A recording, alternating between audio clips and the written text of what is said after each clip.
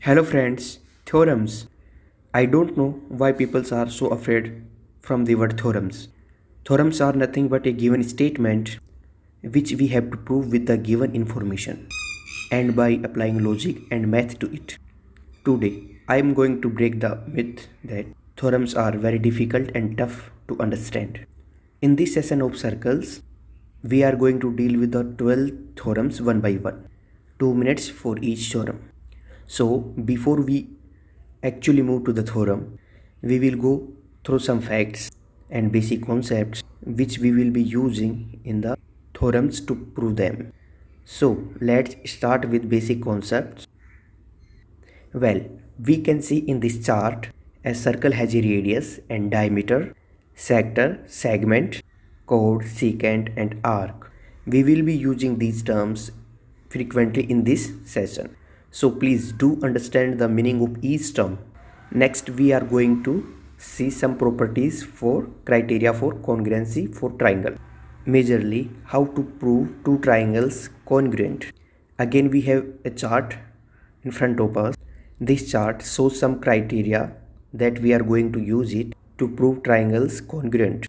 Now you suddenly thinking why we are going to discuss triangles while we are doing the chapter circle. Don't worry, you will come to know about it as soon as we reach to our first theorem. And now some extra reminders. Angles in a triangle. Sum of angles of a triangle is 180 degree and pair of linear angle is also 180. And the remote of interior angles of a triangle is equal to the exterior angle. Let's move to the first theorem. Equal chords of a circle subtend equal angles at the center. So according to the statement, we have two chords AB and CD. We have to prove that angle AOB is equal to angle COD. Now as we can see, if we can prove that both the triangles are congruent, then we can say that both angles are also congruent. So if we look in triangle AOB and triangle COD, AO equals to OC and BO is equal to OD because they all are the radii of same circle, and AB is equal to CD.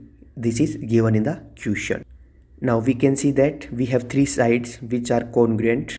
So by using SSS test of congruency, you can say that both the triangles are congruent. Now if triangles AOB is congruent to triangle COD, then they are equal in all the aspects. Hence we can see that angle AOB is equal to angle COD, which is nothing but corresponding angle of congruent triangles.